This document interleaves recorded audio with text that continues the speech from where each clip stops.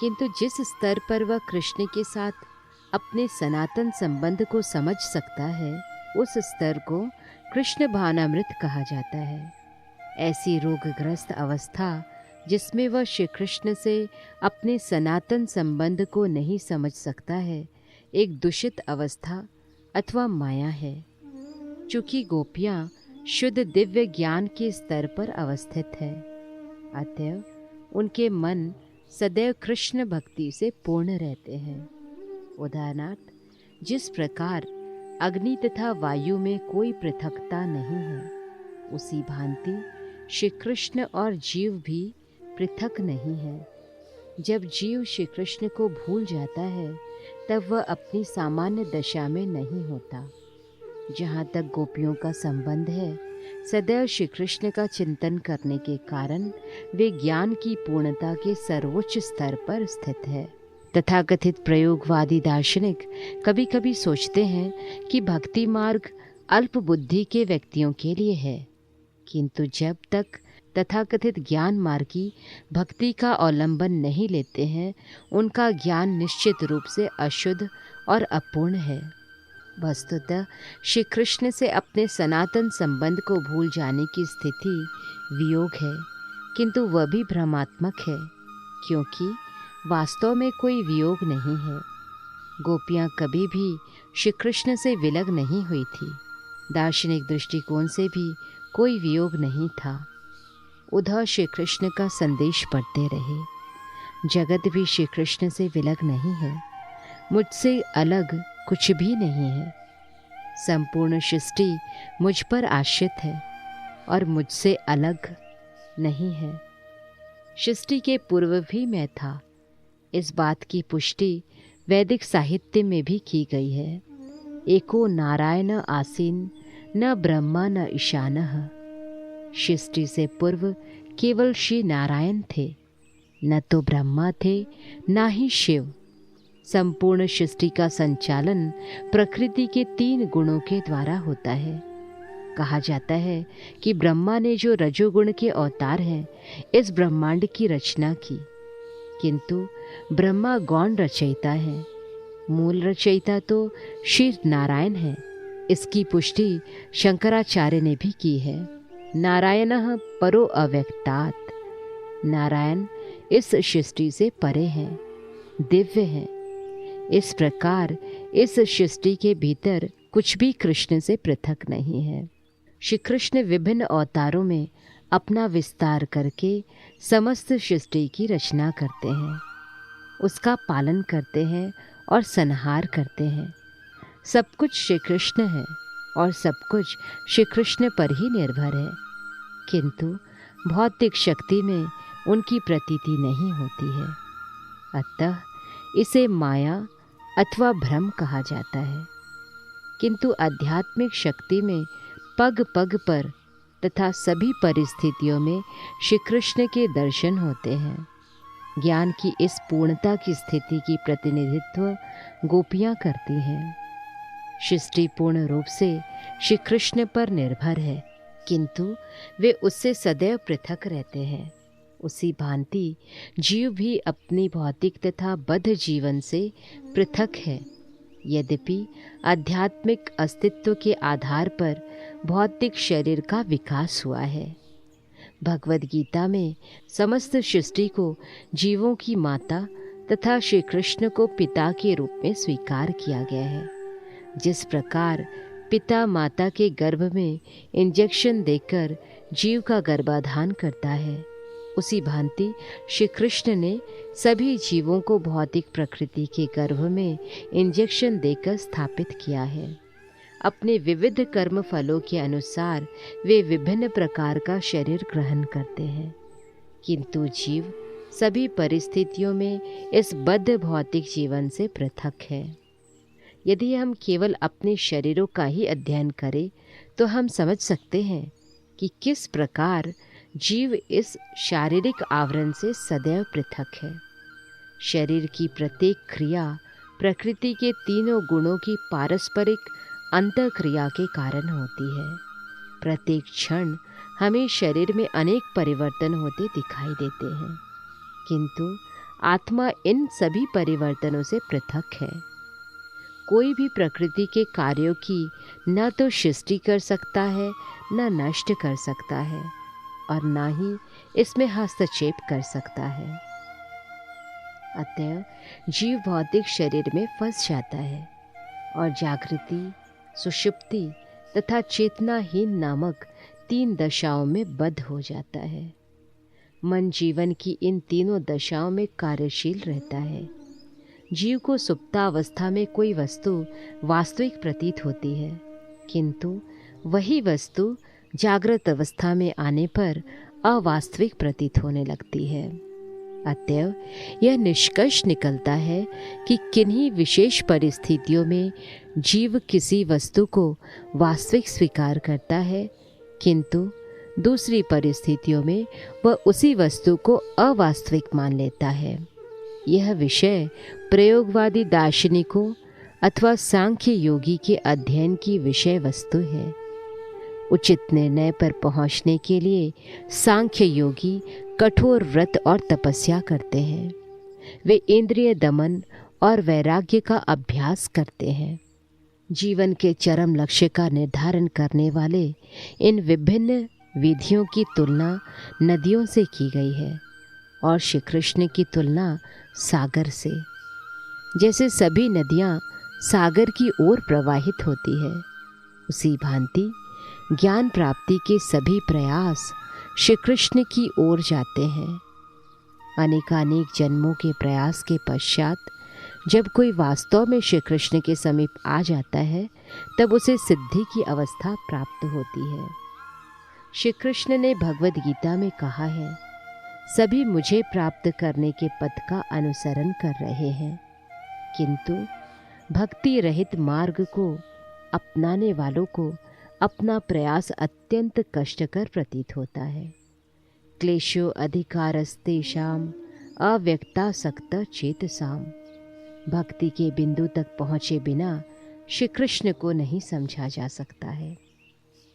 भगवद गीता में 3 मार्गों का उल्लेख है, कर्म योग, ज्ञान योग तथा भक्ति योग। जिनको सकाम कर्म करने का घोर व्यसन पड़ गया है, उन्हें ऐसे कर्म करने का परामर्श दिया गया है जो उन्हें भक्ति तक ले आए। जो ज्ञान के अभ्यस्त हो गए हैं, उन्हें भी इस प्रकार कर्म करने की सलाह दी गई है कि वे भक्ति का साक्षात्कार कर सके।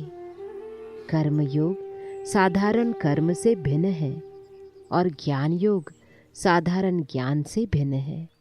अंततः जैसा कि भगवान ने भगवद गीता में कहा है, भक्त्या माम अभिजानाति। अंततः श्री कृष्ण को भक्ति से ही समझ सकते हैं। गोपियों ने भक्ति के सिद्धि स्तर को प्राप्त कर लिया था, क्योंकि वे श्री कृष्ण के अतिरिक्त और कुछ भी जानना नहीं चाहती थी। इस बात की पुष्टि वेदों में की गई है, कस्मिन् भगवो विज्ञाते सर्वम इदम विज्ञातम भवति। इसका अर्थ है कि केवल श्री कृष्ण को जान लेने से अन्य सब ज्ञान अपने आप प्राप्त हो जाता है। उद्धव ने श्री कृष्ण संदेश आगे पढ़ते हुए कहा, परम का दिव्य ज्ञान अब तुम्हारे लिए आवश्यक नहीं है। तुमको जीवन के प्रारंभ से ही मुझसे प्रेम करने का अभ्यास है। परम सत्य का ज्ञान विशेष रूप से भौतिक अस्तित्व से मुक्ति पाने की इच्छा रखने वालों के लिए है, किंतु जिसने श्री कृष्ण प्रेम प्राप्त कर लिया है, वह पहले से ही मुक्ति के स्तर पर पहुंच चुका है। जैसा कि भगवद गीता में कहा गया है कि विशुद्ध भक्ति में संलग्न किसी भी व्यक्ति को मुक्ति के दिव्य स्तर पर स्थित समझना चाहिए। वास्तव में गोपियों को भौतिक अस्तित्व की वेदना का अनुभव नहीं हो रहा था, अपितु उन्हें श्री कृष्ण के वियोग का अनुभव हो रहा था। अतएव श्री कृष्ण ने कहा, प्रिय गोपियों, अपने प्रति तुम्हारे सर्वोत्कृष्ट प्रेम की वृद्धि के लिए मैंने स्वोद्देश्य स्वयं को तुमसे दूर कर लिया है। मैंने ऐसा इसलिए किया है कि जिससे तुम लोग सतत मेरे ध्यान में मग्न रहो। गोपियाँ ध्यान की सिद्धावस्था में है, साधारणतया गोपियों की रुचि भगवान की भक्ति करने की अपेक्षा ध्यान में अधिक होती है, किंतु उन्हें यह ज्ञात नहीं है कि योग प्रणाली की पूर्णता भक्ति की आदर्श स्थिति की प्राप्ति ही है। भगवद गीता में पुष्टि की गई है कि गोपियों द्वारा निरंतर श्री कृष्ण का ध्यान करना सर्वोत्कृष्ट योग है। श्री कृष्ण को स्त्री मनोविज्ञान का भली भांति ज्ञान था। जब किसी स्त्री का प्रेमी उससे दूर रहता है तब वह उसका ध्यान करती रहती है, बजाय इसके कि जब वह उसके सम्मुख उपस्थित रहता है। श्री कृष्ण गोपियों के आसन के माध्यम से उपदेश देना चाहते थे कि जो गोपियों की भांति निरंतर ध्यान अवस्थित रहता है उसे निश्चित रूप से श्री कृष्ण के चरण कमलों की प्राप्ति होती है। भगवान श्री चैतन्य ने सामान्य जन को विप्रलंभ सेवा का उपदेश दिया था। विप्रलंभ विधि का अर्थ है कि विरह भाव में श्री भगवान की सेवा करने की विधि। षड गोस्वामियों ने भी गोपियों की भांति विरह भाव में श्री कृष्ण की उपासना करने की शिक्षा दी थी। गोस्वामियों के विषय में श्रीनिवास आचार्य की स्तुतियों में इन विषयों की स्पष्ट व्याख्या की गई है। श्रीनिवास आचार्य ने कहा है कि गोस्वामी सदैव गोपी भाव में दिव्योन्माद के सागर में निमग्न रहते थे। जब वे वृंदावन में निवास करते थे तब श्री कृष्ण कहाँ हैं, गोपियाँ कहाँ हैं, हे राधा रानी आप कहाँ हैं, क्रंदन करते हुए वे श्री कृष्ण की खोज किया करते थे। उन्होंने कभी भी यह नहीं कहा कि हमने अब राधा कृष्ण के दर्शन कर लिए हैं, अतः हमारा ध्येय पूर्ण हो गया है। उनका ध्येय कभी पूर्ण नहीं हुआ। उनकी श्री राधा कृष्ण से कभी भेंट नहीं हुई। श्री कृष्ण ने गोपियों को स्मरण कराया कि रासलीला के समय जो गोपियां श्री कृष्ण के साथ रासलीला में सम्मिलित न हो सकी, उन्होंने श्री कृष्ण के चिंतन मात्र से अपने शरीर त्याग दिए। इस प्रकार वियोग का अनुभव करते हुए श्री कृष्ण भावनामृत में मग्न हो जाना श्री कृष्ण के चरण अरविंदों को प्राप्त करने की सर्वाधिक गतिशील विधि है। श्री कृष्ण के अपने कथन के अनुसार गोपियों को विरह भाव की शक्ति की प्रतीति हो गई थी। उन्हें श्री कृष्ण की उपासना की अलौकिक विधि का अनुभव हो रहा था। यह इसे समझकर कि कृष्ण उनसे दूर नहीं है, प्रत्युत उनके साथ है, उन्हें अत्यंत शांति व सुख प्राप्त हुआ। अतः गोपियों ने उद्धव का स्वागत प्रसन्नतापूर्वक किया। वे इस प्रकार कहने लगी, हमने सुना है कि यदुवंश के लिए कष्ट के शोध कंस का अब वध कर दिया गया है। यह हमारे लिए सुखद समाचार है। अतएव हमें आशा है कि श्री कृष्ण की संगति में यदुवंशी अत्यंत प्रसन्न है, क्योंकि वे अपने भक्तों की सभी इच्छाओं को पूर्ण कर सकते हैं। प्रिय उद्धव जी, कृपया हमें यह बताइए कि मथुरा की कुलीन तथा सुसंस्कृत युवतियों के मध्य रहते हुए श्री कृष्ण कभी हमारे विषय में सोचते हैं अथवा नहीं? हमें ज्ञात है कि मथुरा की नारियां और कन्याएं ग्राम बालाएं नहीं हैं, वे चतुर और सुंदर हैं। उनके लज्जापूर्ण और स्मित युक्त दृष्टि निक्षेप और अन्य स्त्रियोचित लक्षण श्री कृष्ण को अत्यंत मुदित करते होंगे। हमें भली भांति ज्ञात है कि श्री कृष्ण को सुंदर नारियों का व्यवहार सदैव प्रिय है। अतः ऐसा प्रतीत होता है कि वे मथुरा की नारियों के मोहपाश में बद्ध हो गए हैं। प्रिय उद्धव जी, कृपया आप हमें बताइए कि दूसरी नारियों के मध्य रहते हुए श्री कृष्ण को कभी हमारा स्मरण भी होता है?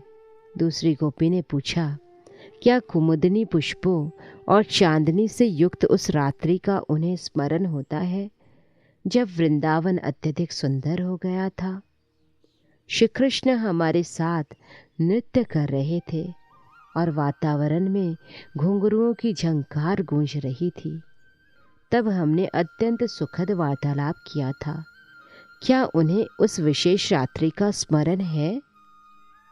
हमें उस रात्रि का स्मरण होता है तो हम वियोग का अनुभव करती हैं और लगता है जैसे हमारे शरीर जल रहे हों।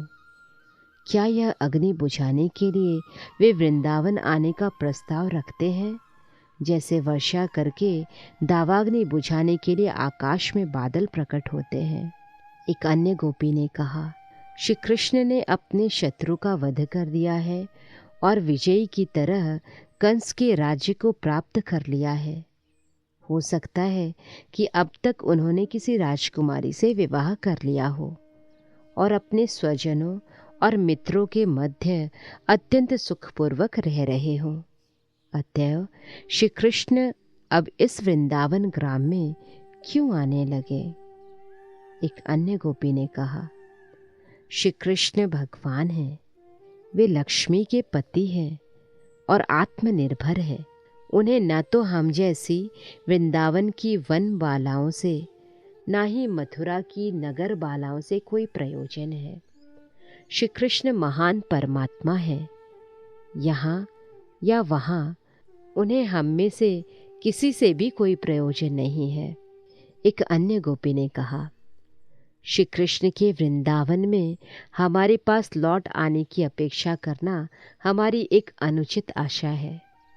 इसके स्थान पर हमें निराशा में भी सुखी होने का प्रयास करना चाहिए। महान वेश्या पिंगला ने भी कहा है, निराशा सबसे बड़ा सुख है। हम सबको इन सभी बातों का ज्ञान है, किंतु हमारे लिए श्री कृष्ण के पुनः वापस लौटने की आशा का त्याग करना अत्यंत कठिन है। जिनके वक्ष पर लक्ष्मी जी का नित्य निवास है, उन श्री कृष्ण के साथ हुए एकांत संभाषण को कौन भूल सकता है? चाहे श्री कृष्ण उसकी कामना न करे, पर वह युवती श्री कृष्ण को नहीं भूल सकती। प्रिय उद्धव जी, वृंदावन नदियों, वनों और गौओं की भूमि है।